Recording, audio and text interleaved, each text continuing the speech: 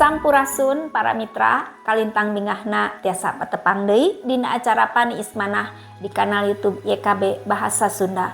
Dan nyepaneun urang dinten ieu dicutat tina buku renungan wasiat anu dijudulan Diangken.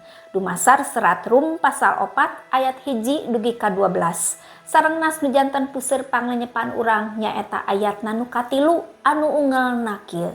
Ibrahim percaya ka Allah sarta ku karana kapercayaanana anjeunna ku Allah diangken jelema bener. Para mitra, yuswana teh teu acan akil balek da murang kalih keneh.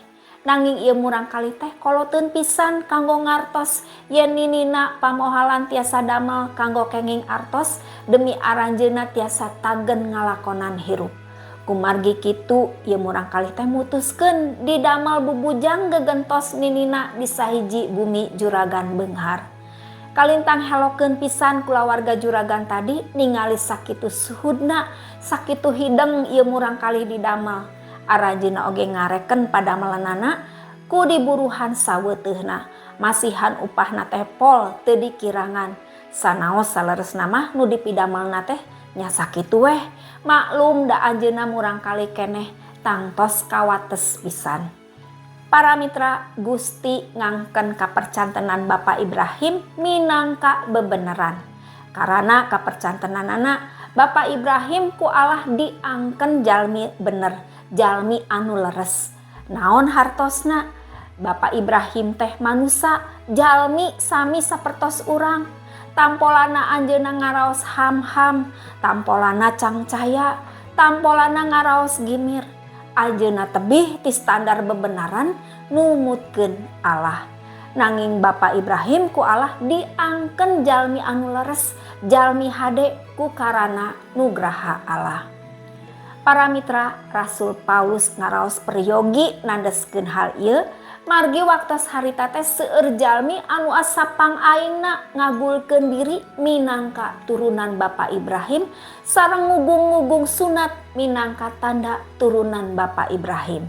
Rasul Paulus nandeskeun yen iman Bapak Ibrahim diangken minangka jalmi leres teh sateu acan sunat dilakukeun. Hartosna eta teh nugraha. Para mitra, taya gunana urang ngagulkeun iman atanapi tumuwuhna hirup rohani urang. Sadaya lalampahan urang teu cekap kanggo nyumponan standar Allah. Nanging Allah ngareken lalampahan urang.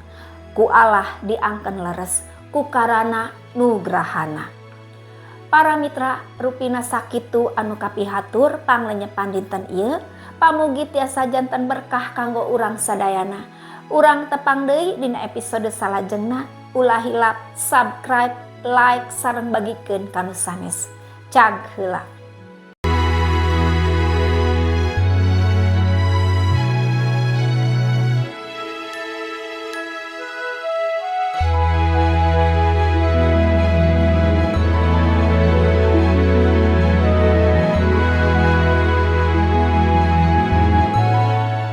Sahabat, mari dukung pelayanan dan pekabaran Injil melalui YKB dengan membagikan link acara ini kepada sebanyak mungkin orang.